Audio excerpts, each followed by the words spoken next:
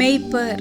பழைய ஏற்பாடு. தேவன் கர்த்தர் என் மேய்ப்பராயிருக்கிறார், நான் தாழ்ச்சியடையேன். சங்கீதம் 23 அதிகாரம் 1 ஜாதிகளே, நீங்கள் கர்த்தருடைய வார்த்தையை கேட்டு தூரத்தில் உள்ள தீவுகளில் அறிவித்து, இஸ்ரவேலை சிதறடித்தவர் அதை சேர்த்து கொண்டு ஒரு மேய்ப்பன் தன் மந்தையை காக்கும் வண்ணமாக அதை காப்பார் என்று சொல்லுங்கள்.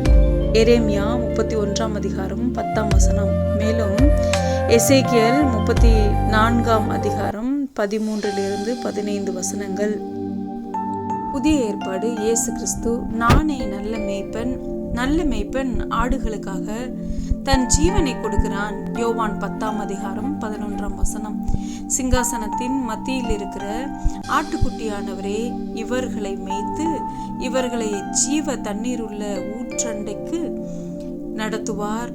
தேவன் தாமே இவர்களுடைய கண்ணீர் யாவையும் துடைப்பார் என்றான்.